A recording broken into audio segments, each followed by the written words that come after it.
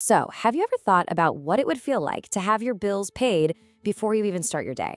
I'm not talking about some lottery win, but a real, steady stream of cash that's generated by your investments. We're going to focus on a very specific, life changing goal today: $4,000 a month hitting your bank account like clockwork. In this explainer, we're going to break down three completely different ways to build that income machine. The real question is, which path is right for you? Let's find out. Okay, so here's our game plan.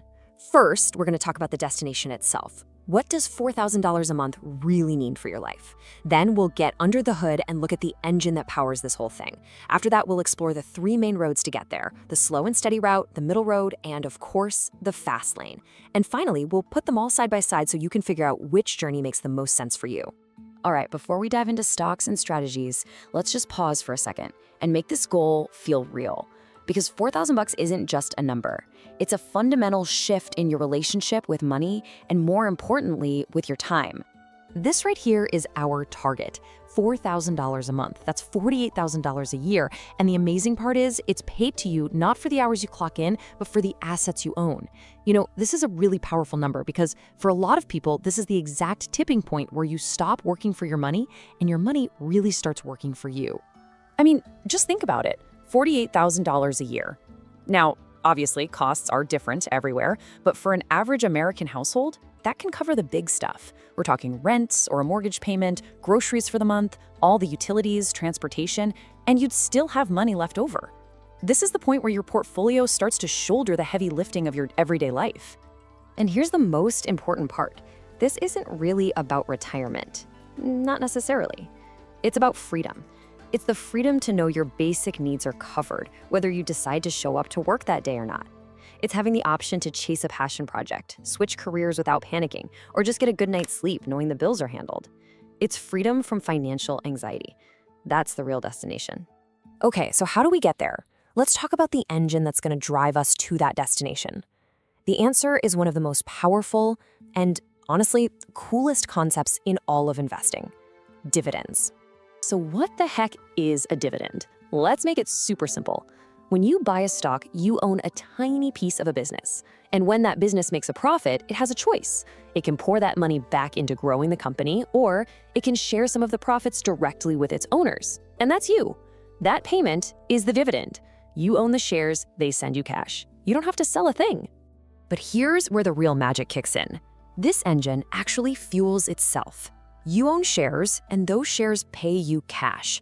You then take that cash and you buy more shares. Now you have more shares, which pay you even more cash. It's this beautiful compounding cycle. It's like a snowball rolling downhill, getting bigger and faster all on its own. Now, to figure out how powerful any given dividend engine is, we use one simple number: the dividend yield. So if a stock costs you $100 a share and it pays you $4 a year in dividends, it's got a 4% yield. This little number is the key to everything we're about to talk about. It lets us compare these different paths and really understand the pros and cons of each one. All right, time to hit the road. Let's explore our first path to that $4,000 destination. This is the scenic route. It's smooth, it's reliable, and it's built for people who put safety first. We're talking about the dividend aristocrats. So what exactly is a dividend aristocrat? Well, the bar to get into this club is incredibly high. These are some of the biggest, most stable companies in America. They're all in the S&P 500, and they haven't just paid a dividend, they have increased it every single year for at least 25 years in a row. Think about that. They've weathered recessions, market crashes, global pandemics, and still, they kept giving their shareholders a raise. We're talking about household names here, companies like Coca-Cola or Johnson & Johnson. The whole point of this path is stability and preserving your capital. Now, you'll notice the average yield is pretty modest, somewhere around 2.5 to 3%.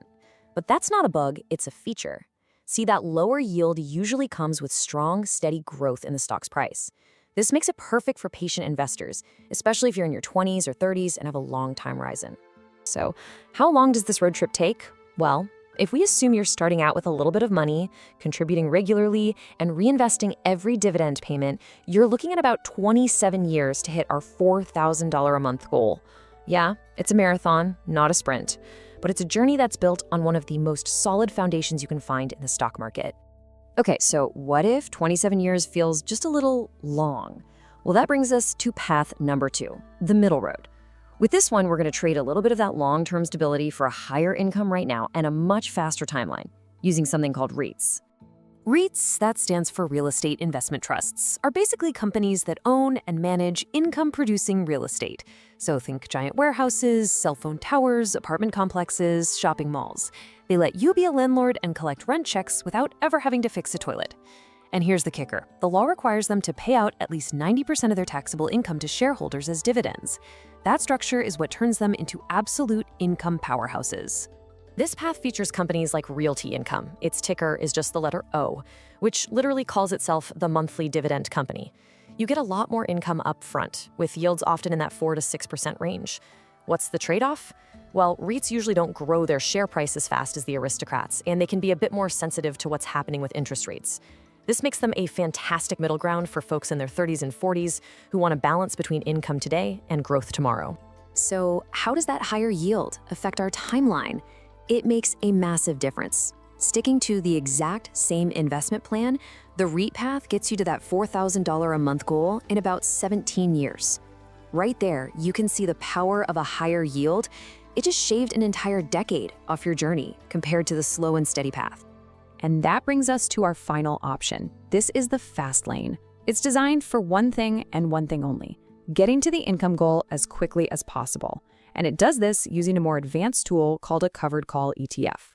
So what are these things? In the simplest terms, the fund owns a bunch of stocks, and then it kind of rents them out by selling something called a call option. It's like selling someone the right to buy your stocks from you later, but at a higher price. Just for selling that right, the fund collects cash up front, which is called a premium. And then it passes that premium along to you in the form of a huge dividend. We're talking about funds like JPI or QILD, which are famous for their giant yields. We're talking 7, 8, even up to 12%. But, and this is a huge but, there is a massive trade-off. By agreeing to sell their stocks at a certain price, these funds essentially put a ceiling on their own growth. You get paid a lot more cash today, but your total portfolio value grows way, way slower. This is a pure income strategy, which makes it best for people near or in retirement who need to turn their nest egg into a cash flow machine. And the result of this income-first approach is shockingly short timeline. The fast lane can get you to $4,000 a month in just 10 years. That's 7 years faster than the REITs and an incredible 17 years faster than the aristocrats. It is, without a doubt, the fastest way to get there. But, as you're about to see, all that speed comes with a very real cost. Okay, so now we have our 3 paths. Each one gets you to the same $4,000 a month destination, but on wildly different schedules. 27 years, 17 years, and just 10 years. But the time it takes to get there, that's only half the story. The other, and maybe more important half, is what you actually own when you finally arrive. I mean, on the surface, the fast lane looks like a no-brainer, right? Who wouldn't want to get there in 10 years instead of 27? But to really understand the cost of that speed, we have to look at one more absolutely critical number: how much your portfolio is actually worth when you hit that income goal. All right, just focus on that last column, est portfolio value at goal. This is where the hidden cost of speed smacks you right in the face. With the dividend aristocrats, yeah, it takes 27 years, but you arrive with a portfolio worth an estimated $1.8 million. The REIT path gets you there in 17 years with around $870,000. And the fast lane, you get there in a record 10 years, but with a portfolio of only about $450,000. The takeaway here is crystal clear. You are trading long-term wealth for short-term income. So, does that mean you have to pick just one lane and stick with it for decades? No, absolutely not. In fact, most savvy dividend investors don't choose just one path. They get it, they understand the trade-offs, and they create their own blended strategy to try and get the best of all 3 worlds. You could, for example, build the core of your portfolio, say 50%, with those stable dividend aristocrats for long-term growth. Then you could add another 30% in REITs to give your income a nice boost and shorten your timeline. And finally, you might add a smaller 20% slice of those covered call ETFs for that immediate high cash flow. This kind of hybrid approach lets you balance your timeline, your income needs, and your goal for long-term wealth all at the same time. You see, in the end, there's no single right answer here. The best path depends completely on who you are, where you are in life, how much time you have, and what you value most. Is it stability? Is it a balance? Or is it pure speed? This journey to financial freedom, it's a personal one. The only question left is which path or what combination of paths are you going to choose?